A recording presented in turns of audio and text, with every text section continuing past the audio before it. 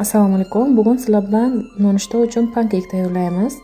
Pankekimizni retsepti mayda porsiya bo'lgani uchun sizlarga masalliqlarni 2 barobar, 3 barobarga ko'paytirishlaringizni maslahat beraman.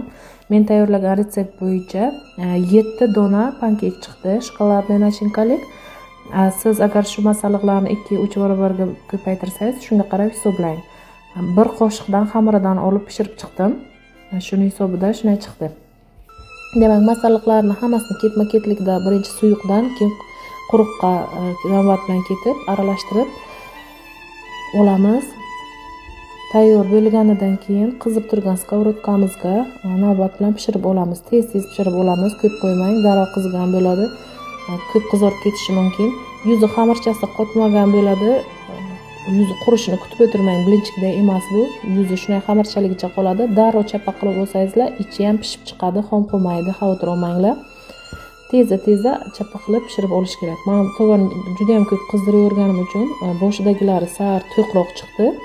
Keyin olovni pasaytirganimga rangi ochiqroq chiqdi. Shuni inobatga olinglar. Demak, pankekchalarni olamiz, o'rtasiga xohlagan nachinkamizni suramiz va bir-birini ustiga qo'yib yopishtirib chiqamiz. Xavotir olmanglar, xamir bir-biriga yopishadi, sababi ichida asali bor uchun shunaqa yopishqoqroq bo'ladi. Mabodo biror cheti yopishmay qolsa, bemalol chetiga asal surtib yopishtirib olsangizlar bo'ladi. Demak, tayyorlashlaringizni maslahat beraman. Juda ham yoqimli va tez tayyor bo'ladigan nonushtalik.